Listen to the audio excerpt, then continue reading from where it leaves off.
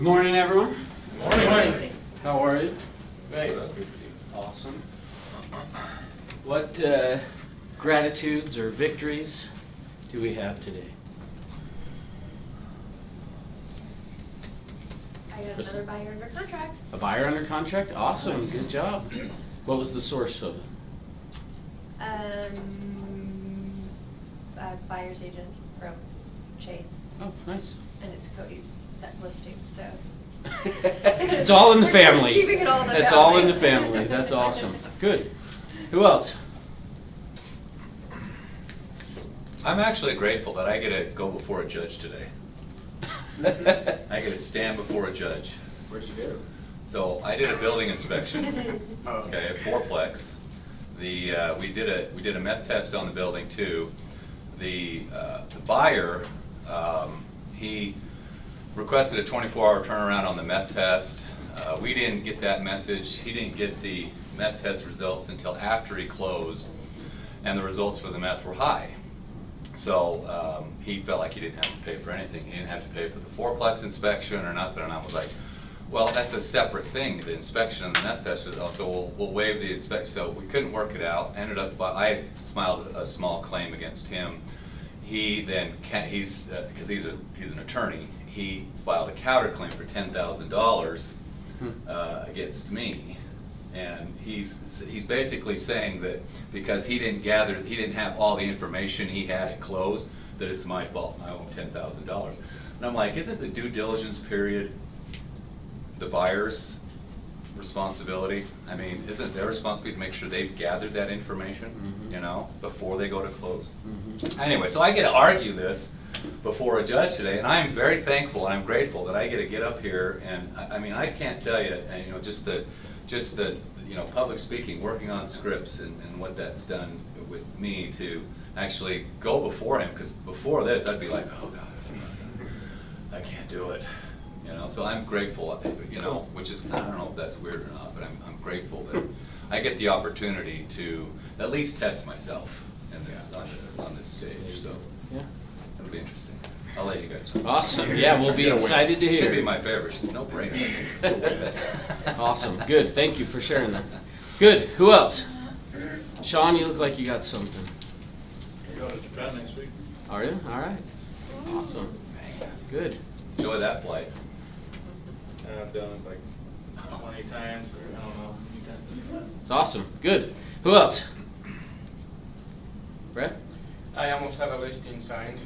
I just need to get it sent up there. Nice. Awesome. Good. What's your source on it? SOI. Nice. Good. Good deal. Who else?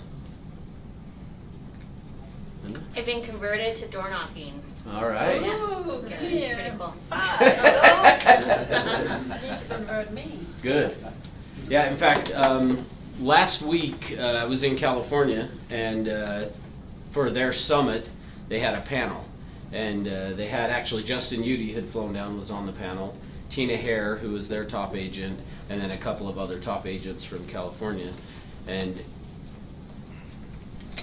pretty much every one of them still door knocks today. So there's no question that door knocking is important. And Tina actually talked about how she looks forward to getting out and door knocking and visiting with the people. So awesome. Good. Brett? Does the panel describe how much they like to do not how much they like it, but how often they do it? Every day. They do it like every day? Every day. And is it the first thing they do in the morning, or? You know, they didn't talk about necessarily when they do it, but every day, yeah, So they'll take some time every day as part of their prospecting? to go out and, yep. The hair, Tina Hare? yeah, she said that she goes all times. Yeah. She's Yeah, the when one she who was came here, here, yeah, right? she was here, that's correct, yeah. Yeah, she said she went Yeah, all she the didn't time. say much about it last week, but, Sometimes she even takes her grandkids in the wagon behind her and just pulls. Oh, that's so cute. yeah. So, They're movie stars, but you know. that's right. I So, wonder if we could rent a keep puppy doing it. and go do that. There you Keep doing go. it. We'll talk to you then. Well, I'll help for guys, I guess. Well, good. So what I wanted to talk about today is SOI. So with Brad saying he's got a listing with the SOI. I got a couple of stories that I want to share with you about that. So about a year ago, my wife and I decided that, well, I shouldn't say my wife and I. My wife decided she wanted to remodel the kitchen. And so we decided we're going to do that. So as part of the process of that, one of the things that my wife wanted to do was she wanted to make sure to get a double oven.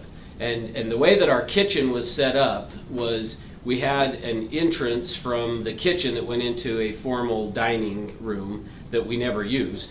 And so she decided what she wanted to do is block off the entrance for where that formal dining was and put in this double oven there. Well, so as part of what we were going to be doing in this remodel, we called up, I have a brother-in-law who is an electrician, and a licensed electrician, so we called him and said, will you come out and take a look at maybe doing some electrical work for us? So we were going to hire a general contractor to come out and pull out the kitchen cabinets, put in the new ones, do all the remodel stuff that we were going to do. So my brother-in-law comes out and he takes a look at it and says, all right, the only way that, because our stove that we had in the house was a gas stove, but my wife wanted to replace that then with a countertop stove and then the double ovens. So my brother-in-law comes out and looks at it and said, well, because you have gas as your stove right now, in order for us to put a double oven in, we're going to have to run 220 power from the electrical box down in the basement, and our basement's finished. And he said, so which means I'm going to have to cut a whole bunch of holes in the ceiling in the basement to run all of this and to get it all, and essentially tried to convince my wife not to do this double oven, and just said it's going to be so much work, and was saying all these negative things about having the work done. So when I got home, my wife said, I talked to Ben about it, and it kind of felt like he really wasn't that excited about doing the work. And so because he didn't seem very excited about doing the work, we just went ahead and said to the general contractor, will you have your electrician come out and take a look at doing this? So the electrician came out, and when he came out, he said, oh, this will be really simple. He's like, yeah, I'm going to have to cut a couple of holes in your basement, in the ceiling in the basement, but it'll be no problem to get that moved over, because we were going to be redoing the floor anyway. So he's like, we'll just do a bunch of things from under the floor to move this stove over. So we went ahead and had it done, and had the electrician, the contractor's electrician, come out and do that. Now, what we found out later on was my brother-in-law was a little perturbed that we didn't use him to move the electrical when we did it.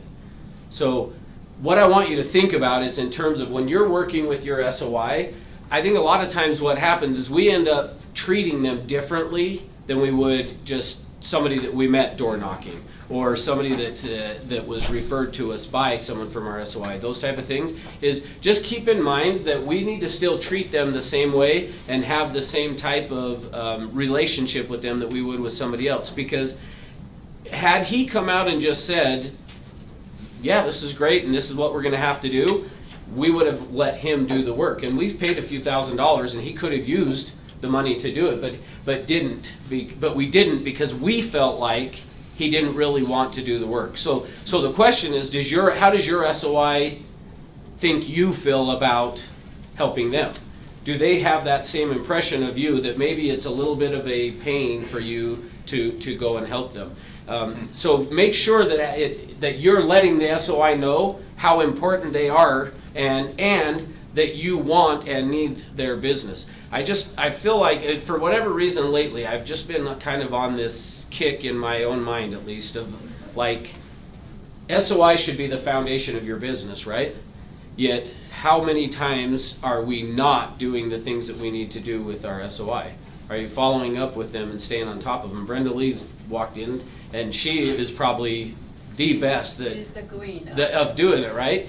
She stays on top of it. But make sure that you are still keeping them in mind and treating them the same way. So let me give you one other scenario that is my wife's sister in terms of SOI. So I coach baseball, you guys know that, and as part of me coaching baseball, we always have to get uniforms every year. Well, my wife's sister decided to start a screen printing business, so we wanted to give them the business, which we did, to order our uniforms. So we ordered the uniforms, and then in the process decided to do a bunch of like team gear as well. So we had a bunch of the parents, we sent out, here's some samples of what different things could look like, of uniforms and things. What is it that you would want to order? They put together their orders, they gave them back to us. When it came time to pay, though, my wife had called her sister and said, hey, I need to get you a check for all of the team gear and things that we've gotten. And what my sister-in-law said, so what my wife's sister said to her is, oh, would you mind actually just taking that to the bank and depositing it into my checking account for me? Which, being her sister, probably not that big of a deal, but how many times have you gone to a business and done business with them and had them say, hey, to pay me, just go down to my bank and go ahead and deposit that into the account? I mean, she would never have done that with anybody that wasn't a family member, right? And so again, my point just being, make sure that you're treating these people the same way that you would anybody else. Because the challenge is, what happens is they assume then you're not that anxious for the business, similar to what happened with my brother-in-law, and as a result, we ended up not using him. Now, thankfully, in the process of doing the remodel, we decided to do one other thing electrical, and we paid my brother-in-law to do it. So he still likes us, but so we didn't lose him totally out. So in terms of SOI, so what should we be doing with our SOI? Calling them. Okay, calling them. How often? Just once a quarter. At minimum 1 time per quarter, right? Yeah. Now, here's one of the things that I would say on terms of that, contacting them at least once a quarter.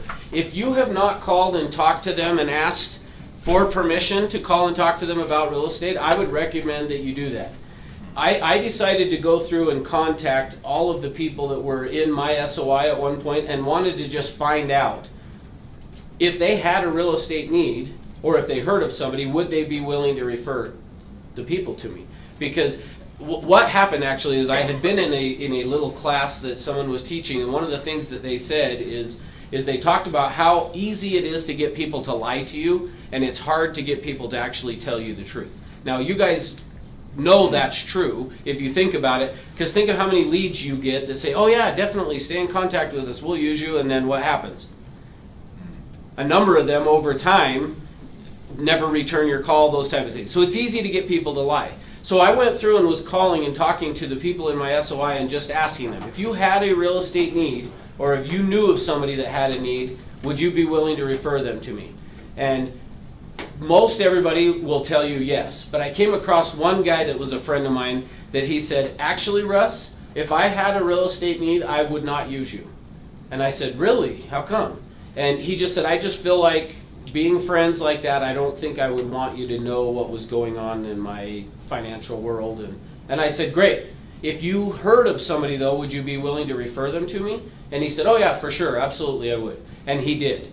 And continues to. And so the interesting thing, though, is recently my wife and I went to dinner with his wife and him, and in visiting with him I said, hey, I talk about you sometimes in class about that time that I called you and asked you if you would use me if you had a real estate need, and tell him how you said no. And he's like, I never said that. I would totally use you if I had a need. So I don't know what changed, but supposedly now he would use me. Now he hasn't moved or anything, right? Well, he was probably in the presence of 2 people he didn't. Yeah, that could be, with my wife and his wife there, yeah. So anyway, make sure that you're calling and talking to him and asking. And the reason that I bring that story up with him is, wouldn't you rather know right now if they were not going to use you, instead of driving by their house and you see the for sale sign out in front and it's not yours, right? So just talk to people and ask them. The other thing is that, again, it gets back to what I was saying about with my brother-in-law. It lets them know you want the business and you would love to take care of them and help them with it. All right, good. What else do we need to do? Hey, Russ? Yeah. On number 1? Yes. A little light one on, with what you shared, I'm thinking about saying, I just want you to know that I'd be very grateful to help anybody you know who has a real estate need. Because like our SOI, they don't know how busy we are. Right. They may think we're really busy and they may not want to bother us with something. So. For sure. And the other thing I would say along that is sometimes they don't know exactly what you do, or what area you work in. Meaning Sure. sometimes they think. Somebody wants to buy, somebody That's right. wants to sell. Yeah, so yes, thank you for bringing that up, because you're exactly right, is you've got to let them know, otherwise they may assume you don't need it anymore. In fact, I remember before getting my real estate license, a lady that my wife worked with was looking at buying a house, and I remember her asking my wife, do you guys know anyone that sells real estate? Because we're thinking of buying, and the agent who used us is just, we think he's too busy. And so, yeah, letting them know you're not too busy to help them, so thank you. Good. What else do we need to do? We say it in our 12-step summit of success every day. Email Email how often, Sean? once a month. Good. Now, what's good to mail to them? What would be good to mail to them? Coupons. Coupons for what? Car wash. I don't know. Okay. Recipes. Not recipes, actually. Something of It- value. Why not? What's that? Something of value. Yeah, something of value. Now, here's on the recipe. Funny story on that is I had read in the Realtor magazine the one time about a lady that was mailing the recipe cards, and it was in this little funny things that happen in real estate.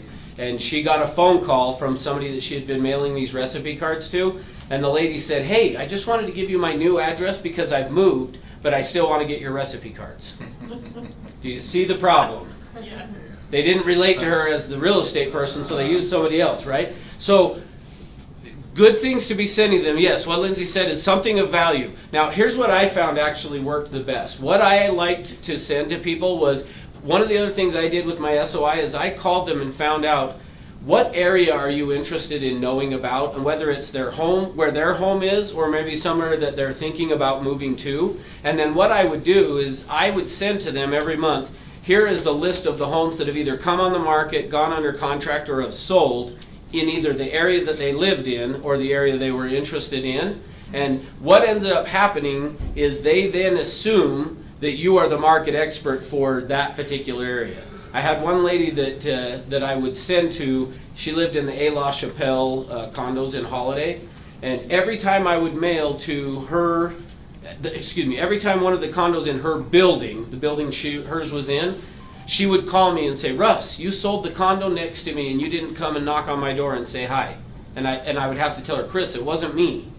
I'm just letting you know what happened. But what I learned is they start to assume you are the one who sold all of those houses.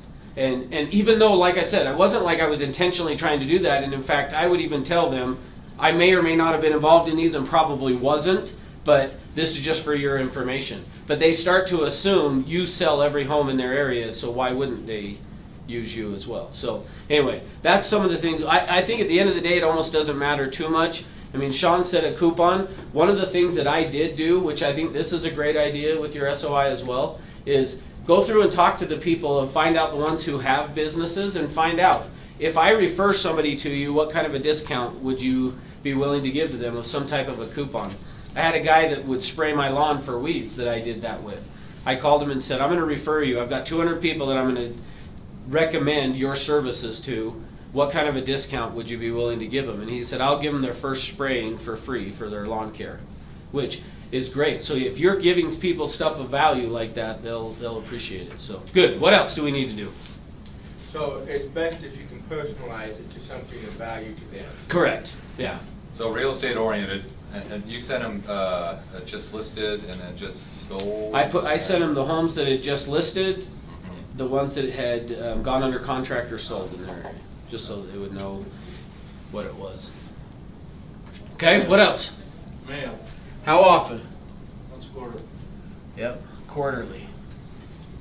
So same type of thing with this, whether you put together the mailing of it quarterly and here's what's gone on in your market area or whatever. I just found that doing the monthly to them of here's what's going on worked best, but some type of mail quarterly. We don't do a lot of actual mailing anymore. Everybody's getting emails. My kids still get excited when they go to the mailbox and there's something in there that they get to open up the letter for, okay? And fourth, what else? Sounds good. An event or a personal visit. Good. Some type of what I like to call is a hub event. some type of an event, or as Sean said, some type of a personal visit. The thing that I liked to do as well with the SOI piece, and this is probably more past clients, but typically around Christmas time, everybody likes to send out gifts and things to their past clients. I found actually doing that at Thanksgiving time, I'd like to get a gift that I would go and knock on their door to hand to them, either call and make an appointment or show up. But I like doing that around Christmas time, Thanksgiving, as saying, thank you for your business, thanks for the referrals, and thanks for all the things that you have sent to me throughout the year. So, anyway, any other thoughts on SOI? I think the mail is, see, for me, I get a lot of email that I don't do anything with because, everybody sends email. But snail mail or the U.S. Post Office mail, I think that's might get a little more attention. For sure. And same thing, provide something of value to them. Create value so that they want you to do it. Yep. And the hub event is something which you meet with them face to face. Yeah, so some things that some people will do is when there's a movie coming out, go and rent a movie theater, and then invite all of those people to come and take a look at it. The other How much things, does that usually cost? I don't know, probably $500-600. We said it was $800. Oh. I did one, I partnered with a lender and he paid half and I invited 250 people and it was about $1,200. Oh, it's $1,200. Okay. But we did a $5, if you do it on Tuesday out there at the Megaplex, it's only a $5 movie. And then we did a $5 gift certificate so they could get popcorn or a drink. Okay. Cool. When they arrived. Good. So it's a little spendy, Yeah. but you get one deal. I was gonna say, if you get one deal. Was it 1,200 each or? It was 24, my part was 12. So the other things that you can do with that is we do the we'll do the pumpkin patch. I couldn't think of what it's called. Pumpkin patch each year, which that's an inexpensive way to do it, and then we did the Easter egg hunt as well. So that gives you a couple of times. So hub events are annually, semi-annually, or what? At least once a year, I think you should do. Once a year. But we provide with 2 different from within the company that will help you with. So. Go ahead. Was it $1,200 with the popcorn? Or 2,400 total? Yeah. Total. You can do smaller movie theaters, so it's not as much, depending on the size of your SOI.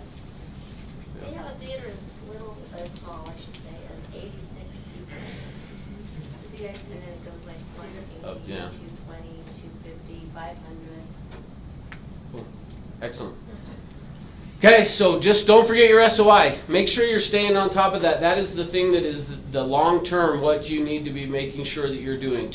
We spend a lot of time out door knocking and those things, which is great, and we need to do it, but don't forget the SOI, because that's where long term your business will be the most steady and continue to grow. So anyway. Okay. How about phone calls?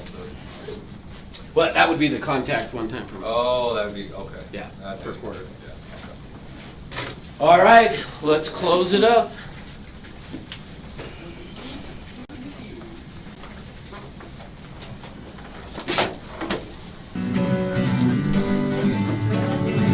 All right, I succeed because I act on my goals. I'm an optimist. I like talking to new people. I know what's important to me. I remember names. I have the plan I follow. I'm passionate about real estate. I know consistency is my greatest tool. I like asking questions and listening. I enjoy reading to improve my sales skills. My thoughts lead my emotions, action results. I focus on my dreams daily. My presentation is powerful, persuasive. I improve my skills daily. I am happy. I love to prospect because it feeds my business. I see my future is awesome. I love my life. I am grateful and thankful. I control my thinking. I believe in me. I feel outstanding. I use my beliefs and options daily. I get things done.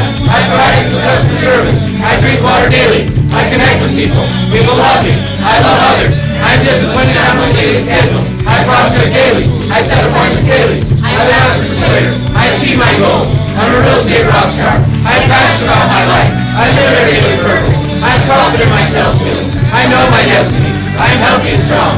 I'm powerful. I'm unstoppable. I keep positive, exciting, fun, productive, self-defined at all times. Yeah.